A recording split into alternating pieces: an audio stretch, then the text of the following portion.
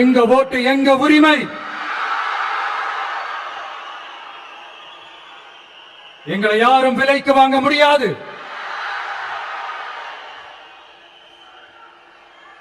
எங்க ஓட்டு விசில் சின்னத்துக்கு தான். யாரையும் நம்பி ஏமாற மாட்டோம். எங்க வார்த்தையிலிருந்து மாற மாட்டோம். இது நிஜம். தேங்க்யூ.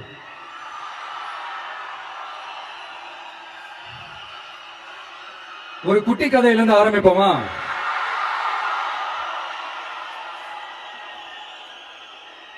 ஒரு பெரிய ஊரு, ஒரு 4 ரோடு ஜாயிண்ட் ஆகிற மாதிரி ஒரு ஜங்ஷன், ஒரு பிஸியான ஏரியா, ஆள் நடமாட்டம் அதிகமா இருக்கக்கூடிய ஒரு ஏரியா. அங்க சென்டர்ல ஒரு முரட்டு ஜல்லிக்கட்டு காலை ஒண்ணு நின்றுட்டு இருக்கு. காலில் மண்ணை வீசிக்கிட்டு சீறிக்கிட்டு அப்படியே நின்றுட்டு இருக்குது. யாருமே பக்கத்துல போக முடியல.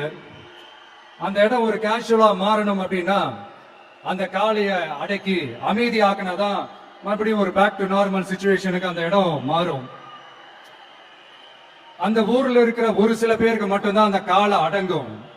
அவங்க யாருமே அங்க இல்ல. ஆனா அந்த கிரௌட்ல இருந்த ஒரு சில பேர், ஆல்ரெடி அந்த காளையை அடக்கணங்களோட இருந்த ஒரு சில பேர், எங்களுக்கு இல்லாத அனுபவமா? நாங்க பார்க்காத காளையா? நாங்க பார்க்காத மாடா? நாங்க போய் அடக்குறோம்னு சொல்லிட்டு உள்ள போறாங்க. ஒருத்தராலையும் அந்த காளையை தொடக்கூட முடியல. எல்லாரையும் அடிச்சு வீசி தூக்கி போட்டுருச்சு. இப்ப என்னடா பண்றது அப்படின்னு பார்க்கும் போது அந்த கூட்டத்தை விலக்கிட்டு ஒரு சின்ன பையன் ஒரு என்ட்ரி ஒண்ணு கொடுக்கிறான். உங்களுக்கு தான் தெரியும்ல, டேய் எங்களாலே முடியல, நீ எல்லாம் என்னத்தை போய் கிழிக்க போற? எங்களுக்கு அவ்வளவு அனுபவம் இருக்குது. நாங்களே அடிபட்டு ஓரமா படுத்து கிடக்கிறோம். இவன் விளையாட்டு தனமா ஏதோ பண்ணிட்டு கிடக்கிறான். பாவம் அந்த காலை கிட்ட போய் அடிபட்டு சாவ போறான். பச்சா பையன், அந்த பையன், இந்த பையன், அண்டர் எஸ்டிமேட் பண்றது, ஏளனமா பேசுறது, இப்படி ஒரு பக்கம். இன்னொரு பக்கம் பரிதாபப்பட்டு, ஐயோ பாவமே, இப்படி தனியா போய் மாட்டிக்கிட்டானே அந்த காலை கிட்ட, என்ன பண்ண போறானோ அப்படின்ட்டு ஒரு பக்கம் பரிதாபப்பட்டு பேசுறாங்க. அந்த சின்ன பையன் எதுவுமே காதலியே போட்டுக்காம 2 பாக்கெட்லையும் கைய விட்டுக்கிட்டு ஸ்டைலா கெத்தா தில்லா அப்படியே உள்ள போறான். ஒரு ஸ்டெப் எடுத்து வைக்கிறான், அந்த காலை அப்படியே சீறிக்கிட்டே நின்றுட்டு இருக்குது. இன்னொரு ஸ்டெப் எடுத்து வைக்கிறான், காலை அப்படியே சீறிக்கிட்டே முன்னாடி வருது. மக்கள் எல்லாரும் பதட்டத்தோட அப்படியே பார்த்துட்டு இருக்கிறாங்க.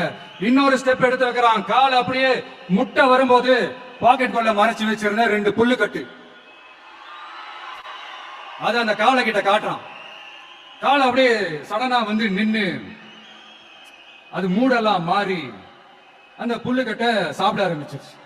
அந்த சின்ன பையனும் அந்த காளையை அப்படியே தடவிக்கிட்டு வரான். காளையும் பக்கத்துல ஒரு குழந்தை மாதிரி நடந்து வந்துகிட்டு வருது. பக்கத்துல இருந்த ஒரு வயல்வெளியில அந்த காளையை மேய விட்டுட்டு வரான். மக்கள் எல்லாரும் அந்த பையனை ஆச்சரியமா பாக்குறாங்க.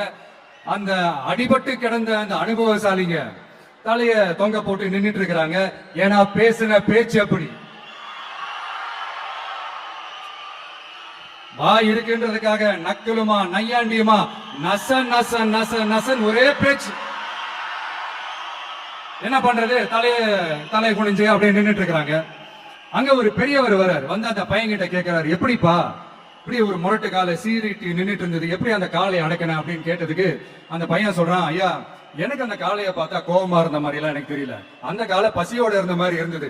அதனாலதான் அந்த புல்லுக்கட்டை காமிச்சவன ஓகே நமக்கு தேவையானது கிடைச்சிருச்சு அப்படின்ன உடனே அந்த புல்லுக்கட்டை சாப்பிட்டுட்டு நம்மளோட அப்படியே ஜாலியா வாக்கிங் வந்துருச்சு அப்படின்னு சொன்னான். இத கேட்ட அந்த பெரியவர் சொன்னாரா, இந்த சின்னவங்க பெரியவங்க அனுபவம் இருக்கிறவங்க அனுபவம் இல்லாதவங்க இதெல்லாம் விஷயமே கிடையாது. யாரா இருந்தாலும் அந்த சூழலுக்கு ஏத்த மாதிரி அந்த சிச்சுவேஷனுக்கு தகுந்த மாதிரி என்ன பண்ணி அந்த ப்ராப்ளம சால்வ் பண்றான், ஏது பண்ணி அந்த ப்ராப்ளம சால்வ் பண்றான், அதுதான் விஷயமே, அதுதான் மேட்ரு. சோ நீ சூப்பர்பா, என்ன ப்ராப்ளம் வந்தாலும் நீ சால்வ் பண்ணிடுவ அப்படின்னு முதுகுல தட்டி கொடுத்துட்டு அந்த பெரியவர் போறாரு. இப்போ அந்த கதையில அந்த முரட்டு ஜல்லிக்கட்டு காலை தான் நம்ம தமிழ்நாட்டு அரசியல் களம். அந்த பெரியவர் தான் நம்ம தமிழக மக்கள். அந்த பாக்கெட்டுக்குள்ள ஸ்டைலா தில்லா கெத்தா ஒருத்த உள்ள வந்தான் பாருங்க, அவன்தான்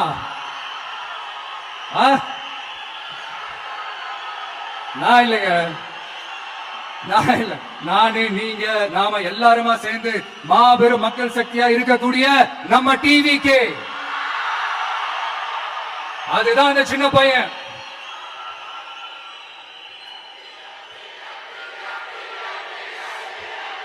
தேங்க்யூ தேங்க்யூ தேங்க்யூ.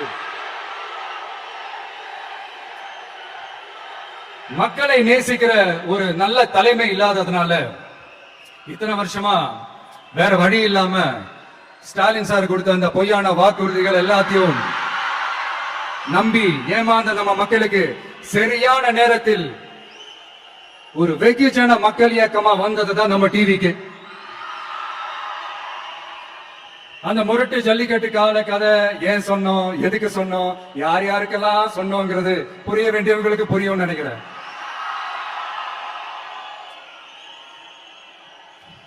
இப்போ நாம ஒவ்வொரு வீட்டுல உயிரா உணர்வா இருக்கிறோம். ஆனா நான் உங்க எல்லாரையும் நேர்ல சந்திக்கணும், நீங்க இருக்கிற ஊருக்கே உங்களை சந்திக்கணும் அப்படின்றதுதான் எனக்கு மனசுல இருக்கிற ஒரு பெரிய ஆசை. ஆனா அந்த சிச்சுவேஷன் ஒரு எதிர்கட்சியா இருந்து கேள்வி கேட்டுட்டு இருக்கிற இந்த நேரத்துல நமக்கு எதிராக என்ன சூழ்ச்சிகள்லாம் நடக்குதுன்றது உங்க எல்லாருக்குமே நல்லா தெரியும். அதனால இப்போ உங்களுக்கு ஒரு வாக்குறுதியை கொடுக்கிறேன். நம்மளுடைய ஆட்சி அமைஞ்சதும் ஒவ்வொரு கிராமத்துக்கும் நான் நேரடியா வந்து என்னுடைய சொந்தங்களாகிய உங்க எல்லாரையும் நான் சந்திக்கிறேன்.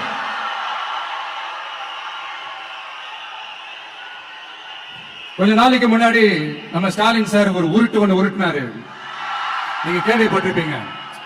இப்ப வரப்போற எலெக்ஷன் எதுக்கான எலெக்ஷன்? நம்ம சட்டமன்றம், தமிழ்நாடு சட்டசபைக்கான ஒரு தேர்தல் இல்லையா? இதை தமிழ்நாட்டுக்கும் டெல்லிக்குமான ஒரு எலெக்ஷன் அப்படின்னு சொல்றாங்க. இன்னும் கொஞ்சம் மேல போய் தமிழ்நாட்டுக்கும் என்டிஏவுக்குமான ஒரு எலெக்ஷன் அப்படின்னு சொல்றாங்க. என்ன சார், டெல்லியில ஏதாவது நிக்க போறீங்களா? அப்புறம் ஏன் தமிழ்நாட்டுக்கும் டெல்லிக்குமான ஒரு எலெக்ஷன் சொல்றீங்க? அப்புறம் இது ஏதாவது பார்லிமெண்ட் எலெக்ஷனா, பிரதமர் பதவிக்கு ஏதாவது போட்டி போடுறீங்களா? அப்புறம் ஏன் தமிழ்நாட்டுக்கும் என்டிஏவுக்குமான ஒரு எலெக்ஷன் சொல்றீங்க? எங்களுக்கு புரியலையே சார், இது என்ன லாஜிக் எங்களுக்கு புரியலையே. எந்த எலெக்ஷனை எப்படி டீல் பண்ணணும், எப்படி ஹேண்டில் பண்ணணும்ன்றது நம்ம தமிழ்நாட்டு மக்களுக்கு தெளிவா தெரியும். நம்ம தமிழ்நாட்டு மக்கள் மாதிரி ஒரு தெளிவான மக்களை நீங்க பார்க்கவே முடியாது. சூப்பர் கிளாரிட்டியோட சூப்பர் மக்கள் சார் நம்ம மக்கள். இந்த போருக்கு போறதுக்கு முன்னாடி தான் இந்த படை பரிவாரங்களோட போவாங்கன்னு கேள்விப்பட்டிருக்கிறேன். ஆனா நீங்க என்னடானா இந்த ஒண்ணுத்துக்கும் உதவாத இந்த பால் டாப்பாவை உருட்டிக்கிட்டு இருக்கீங்களே சார். உண்மையிலே இந்த எலெக்ஷன் எதுக்கான எலெக்ஷன் சொல்லட்டுமா? தமிழ்நாட்டு மக்களுக்கும் ஊழலுக்கும் நடக்கிற போர், தமிழ்நாட்டு மக்களுக்கும் லஞ்சத்துக்கும் நடக்கிற போர், தமிழ்நாட்டு மக்களுக்கும் இந்த நிர்வாகத்தை சரியா செய்யாத இந்த திமுக அரசுக்கும் நடக்கிற போர், அதாவது தமிழ்நாட்டு மக்களுக்கும் உங்க ஆட்சிக்கும் நடக்கிற போர், தமிழ்நாட்டு மக்களுக்கும் ஸ்டாலின் சாருக்கும் நடக்கிற போர். இன்னும் சுருக்கமா சொல்லணும், விஜய்க்கும் ஸ்டாலின் சாருக்கும் நடக்கிற போர். இதுக்கு நடுவுல இந்த என்டிஏ டெல்லி இதெல்லாம் என்ன லாஜிக்னே புரிய மாட்டேங்குது சார். தமிழ்நாடு தான் விஜய், இந்த விஜய் தான் தமிழ்நாடு. தூய சக்தி டிவிகேவுக்கும் தீய சக்தி டிஎம்கேவுக்கும் தான் இந்த போர். இப்படி உக்கிரமா இருக்கிற இந்த போர்ல மறுபடியும் ஒண்ணுத்துக்கும் உதவாத இந்த பால் டப்பாவை உருட்டிக்கிட்டு இன்னொரு காமெடி வேற. அது என்னடானா அவரோட ஆட்சியில தான் தமிழ்நாடு சூப்பர் ஸ்டார் மாநிலமா இருக்குதான். கரெக்ட், தமிழ்நாடு சூப்பர் ஸ்டார் மாநிலம் தான். காமராஜர் அவர்கள் டைம்ல, அண்ணா அவர்கள் டைம்ல, எம்ஜிஆர் அவர்களோட ஆட்சியில. இன்னைக்கு ஒண்ணுத்துக்கும் உதவாத இந்த உல்டா மாடல் ஆட்சியில தமிழ்நாடு சூப்பர் ஸ்டார் மாநிலமாலாம் ஒண்ணு இல்ல, சூப்பர் ஸ்டாண்ட் அப் காமெடிக்காரர் நடத்துற மாநிலமா மாறிடுச்சு. மக்களே, உங்களுக்காக மட்டுமே தான் வர தடைகள், சதிகள், சூழ்ச்சிகள் எல்லாத்தையும் தாண்டி இந்த 2026 இந்த தேர்தல்ல டிவிக்கு தில்லா நிக்கும். இதுவரைக்கும் நடந்த எலெக்ஷன் வேற, இப்ப நடக்க போற எலெக்ஷன் வேற. ஒவ்வொரு 5 இயர்ஸுக்கும் நடக்கிற எலெக்ஷன் மாதிரி இதை நினைச்சிடாதீங்க. 50 வருஷத்துக்கு ஒரு வாட்டி நடக்க போற ஒரு எலெக்ஷன் மாதிரி இது. அதிசய எலெக்ஷன். ஒரு எலெக்ஷன்ல அவங்களோட எதிரிகளை தான் எதிர்ப்பாங்க, அப்படிதான் எதிர்ப்பாங்க, அதுதான் யதார்த்தமும் கூட. ஆனா இந்த எலெக்ஷன்ல தான் ஒட்டுமொத்தமா எல்லாருமா சேர்ந்து ஒருத்தனை எதிர்க்கிறாங்க. ஒட்டுமொத்தமா எல்லாருமா சேர்ந்து இந்த விஜயை எதிர்க்கிறாங்க. ஏன்னா இந்த விஜய் ஊழலை எதிர்க்கிறான், லஞ்சத்தை எதிர்க்கிறான், மக்களோட மக்களா நிக்கிறான். அந்த மக்கள் அவன் கூட நிக்கிறாங்க. அந்த காண்டு எப்படி அந்த காண்டு தான் ஒட்டுமொத்தமா எல்லாருமா சேர்ந்து ஒருத்தனை எதிர்க்க காரணம். நீங்க எப்படி வேணா எதிர்த்துக்காங்க, ஆனா போட்டி ரெண்டு பேருக்கு நடுவில் உள்ளதான் ஒண்ணு இன்னொன்னு. இந்த எலெக்ஷன் டேல மேக்சிமம் என்ன பண்ணுவீங்க? போவீங்க, ஓட்டு போடுவீங்க, வருவீங்க, அவ்வளவுதான் உங்களுடைய பார்ட்டிசிபேஷன். ஆனா இந்த எலெக்ஷன்ல நீங்க பங்கெடுத்துக்க போறீங்க. எஸ், உங்க வீட்டுல இருக்கிற ஒரு விஜய் தான், உங்க வீட்டுல இருக்கிற ஒரு விஜய் தான் வேட்பாளரா நிக்க போறாங்க. உங்க வீட்டுல நிக்கிற ஒரு வேட்பாளர்னா அப்ப உங்க வீட்டுல இருக்கிற மத்தவங்க எல்லாருமே வாக்காளர்கள் தானே.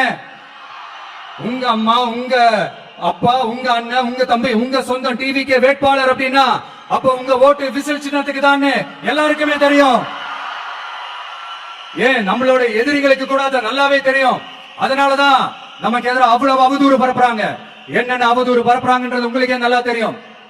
ஆனா அவங்களுக்கு தெரியாது ஏன் மேல அவதூறு பரப்புனா அது மக்கள் மேல அவதூறு பரப்புற மாதிரின்னு. எனக்கு அரசியல் தெரியலன்னு சொன்னா அது மக்களுக்கு அரசியல் தெரியலன்னு சொல்ற மாதிரின்னு. என்ன அசிங்கமா பேசினா அது மக்கள் அசிங்கமா பேசுற மாதிரின்னு. எனக்கு எதிராக செய்யற ஒவ்வொரு செயலும் அது மக்களுக்கு எதிராக செய்யற செயல் அவங்களுக்கு தெரியாம போச்சு. இந்த விஜயும் மக்களும் வேறு இல்லை. இந்த விஜயும் மக்களும் ரத்தமும் சதையும் மாறி, உடலும் உயிரும் மாறி ஒன்னிலிருந்து பண்ண பிரிக்கவே முடியாது. எஸ், சென்சிட்டிவான சென்டிமெண்ட், அது சென்சிட்டிவான சென்டிமெண்ட்.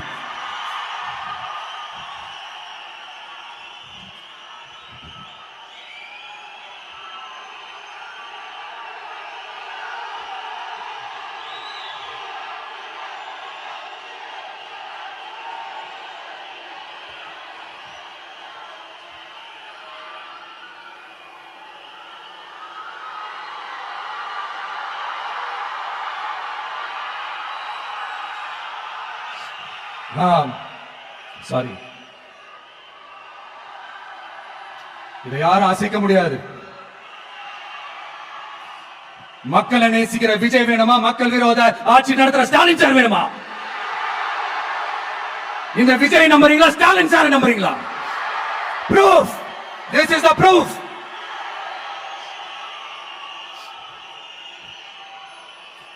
இந்த தீய சக்தி, ஊழல் சக்தி, இதெல்லாம் ஏன் சொல்றோம், எதுக்கு சொல்றோம், யார சொல்றோம்ன்றதெல்லாம் மக்களுக்கு தெளிவா தெரியும். அதே மாதிரி டிவிகேவுக்கு போட்டி டிஎம்கே தான்றதும் மக்களுக்கு தெளிவா தெரியும். அப்படி இருக்கும்போது நாம ஏதாவது பேசினா வாண்டடா சில பேர் வந்து வண்டியில ஏறி உட்கார்ந்துக்கிறாங்க. ஆமா, வாண்டடா சில பேர் வண்டியில ஏறி உட்கார்ந்துக்கிட்டு குரல் கொடுக்கறாங்க. சீரியஸா ஒரு போட்டி நடந்துகிட்டு இருக்கும் போது இங்க காமெடிக்கெல்லாம் இடம் இல்லை பாஸ். மக்களுக்கு தெளிவா தெரியும். இந்த நேரத்துல ஒரு சீரியஸ் கேள்விய இன்னைக்கு இருக்கிற மிகப்பெரிய அரசியல்வாதிக கிட்ட கேட்கணும்னு நான் நினைக்கிறேன். நீங்க அரசியலுக்கு வர்றதுக்கு முன்னாடி உங்ககிட்ட இருந்த சொத்து எவ்வளவு? அரசியலுக்கு வந்ததுக்கு அப்புறம் இன்னைக்கு உங்ககிட்ட இருக்கிற சொத்து எவ்வளவு? அதை ஓபனா டிக்ளேர் பண்ண முடியுமா? அப்படி வந்த காசெல்லாம் என்னென்ன தொழில் செஞ்சு வந்துச்சு, என்ன வேலை செஞ்சு வந்துச்சு? உண்மையிலே நீங்க உழைச்சி சம்பாதிச்ச காசா, இல்ல ஆட்சி அதிகாரத்துக்கு வந்ததுக்கு அப்புறம் ஆட்டைய போட்ட காசா? இதெல்லாம் ஓபனா டிக்ளேர் பண்ண முடியுமா? இதெல்லாம் நம்ம கேட்டா எல்லா ஊழல்வாதிகளும் ஒன்னா சேர்ந்து நம்ம மேல சேத்தவாரி வீசுவாங்க. அதை பத்தி நமக்கு கவலை இல்லை. ஏன்னா நாம யாருன்னு மக்களுக்கு நல்லாவே தெரியும். எனக்கு ஒரு புது ஃப்ரெண்ட், புது நண்பர் ஒருத்தர் கிடைச்சிருக்காரு. யார் தெரியுமா? தெரியாதா? முதல்வர் அவர்கள் தான். இப்ப ஒரு நிருபர் ஒருத்தர் கேட்ட கேள்விக்கு எனக்கு எதிரிகள்லாம் யாரும் இல்ல, அவங்க எல்லாருமே எனக்கு நண்பர்கள் தான் அப்படின்னு சொன்னாங்களே. அப்படி நாங்கெல்லாம் உங்களுக்கு நண்பர்கள் தான், அப்புறம் ஏன் சார் கரூர் விஷயத்துல ஏன் மேல பழி தூக்கி போட்டீங்க? உங்களுக்கு மனசாட்சின்னு ஒண்ணு இருந்தா அப்படி பேசிருப்பீங்களா?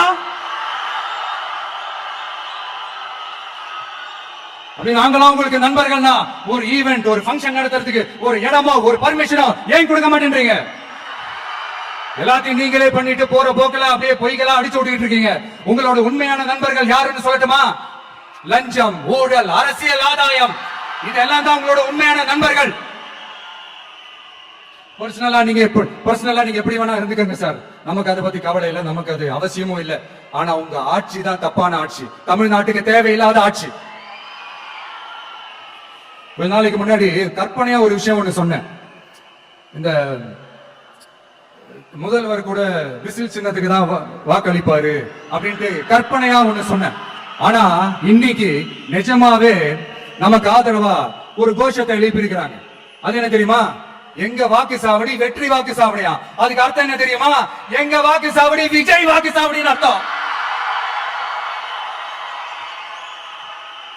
அது சரி, மக்களோட இந்த ஆதரவை பார்த்துட்டு அவர் அறியாமலே எப்படி பேசிட்டாரு என்னமோ தெரியல. 50 வருஷம் எக்ஸ்பீரியன்ஸ் அரசியல்ல, உண்மை என்னன்னு ஒத்துக்கிட்டு தானே ஆகணும்.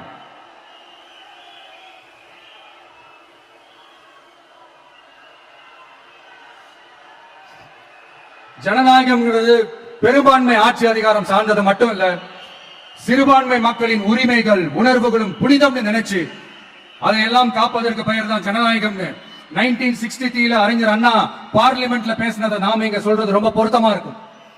அறிஞர் அண்ணா சொன்னதுதான் டிவிகேவோட நிலைப்பாடும். இந்த ஸ்டாண்ட்ல நாம 100% உறுதியா இருப்போம். யாருக்காகவும் எதுக்காகவும் இதுல சமரசமே கிடையாது. மதச்சார்பற்ற சமூக நீதி தன்மைதான் நம்ம அடிப்படை கொள்கைகள் ஒண்ணு, அதுல எந்த மாற்றமும் எப்பவும் கிடையாது. ஆனா இதெல்லாம் மறந்துட்டு எப்படியாவது எதையாவது செஞ்சு ஓட்டு வாங்குறதுக்காகவே இங்க சில பேர் இருக்கிறாங்க. அவங்கள மாதிரி நமக்கு அப்படி சில பிரச்சனைகள்ல எரியற நெருப்புல எண்ணெய ஊத்துற எண்ணமே இல்ல.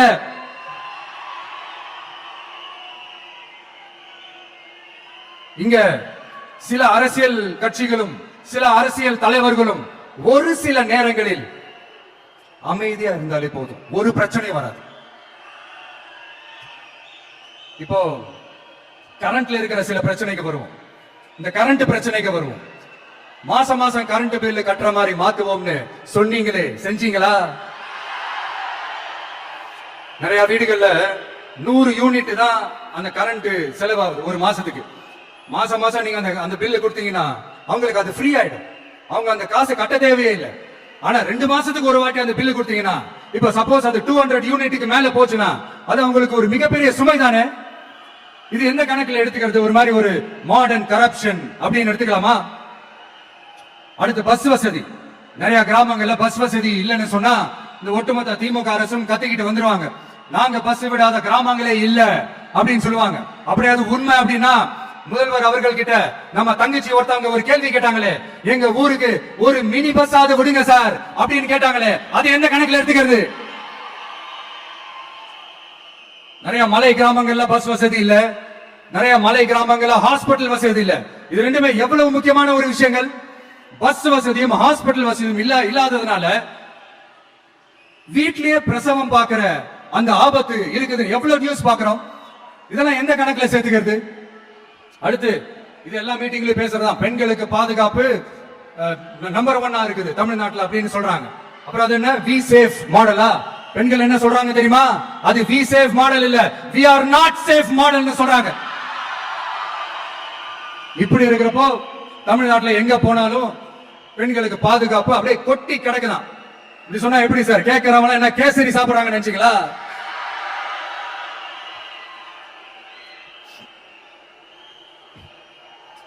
அடுத்து இந்த சட்டம் ஒழுங்கு, அது காணாம போய் ரொம்ப நாள் ஆச்சு.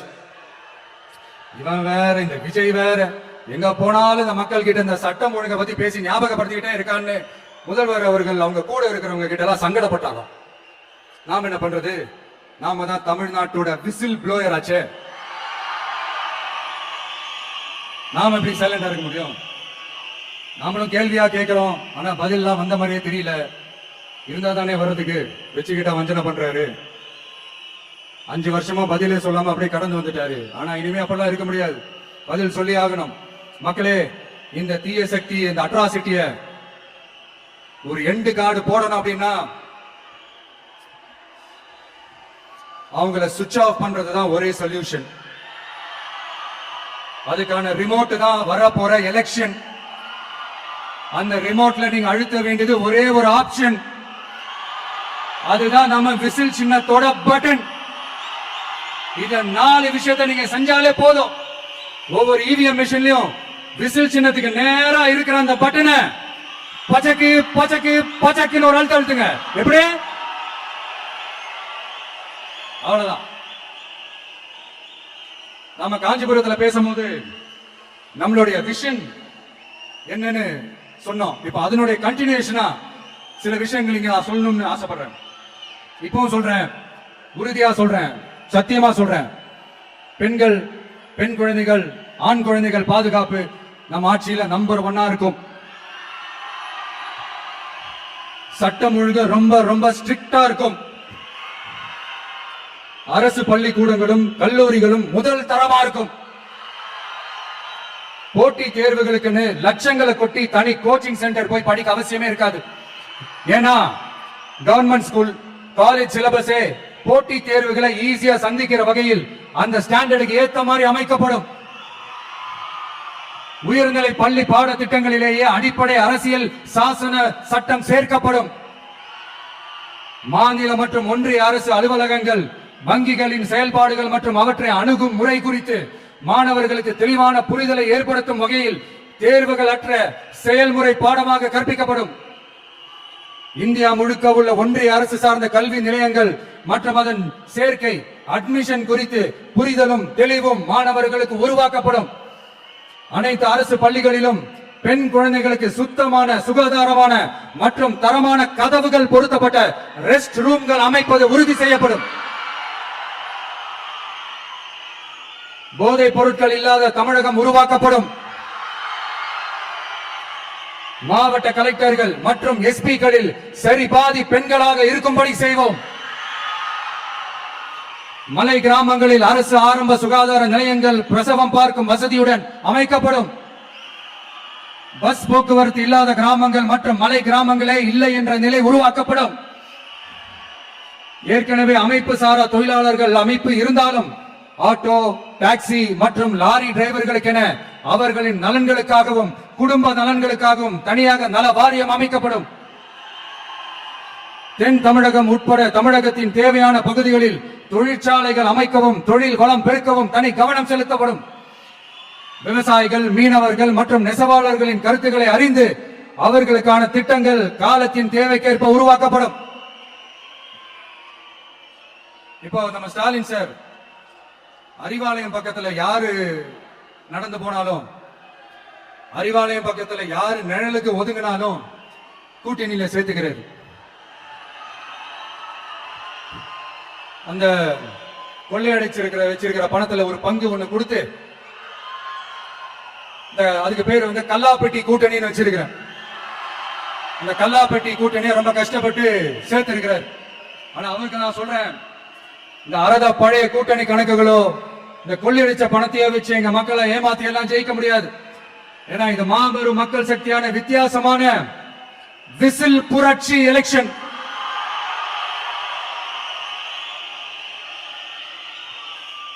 உங்களோட நான் இருக்கேன், நம்மளோட நம்ம மக்கள் இருக்கிறாங்க. இதுக்கு மேல என்ன வேணும்? கான்பிடென்டா இருங்க, நல்லதே நடக்கும், வெற்றி நிச்சயம். மீண்டும் சந்திக்கும் வரை நன்றி, வணக்கம். நண்பர்களே, ஒரு சின்ன ரிக்வெஸ்ட். நான் திருப்பி இங்க இருந்து நான் 4 hours சென்னைக்கு போனோம். தயவு செஞ்சு யாரும் என் வண்டிக்கு பின்னாடியோ என் வண்டி சைட்லயோ பைக்ல வராதீங்க. உங்களை நான் கெஞ்சி கேட்டுக்கிறேன்.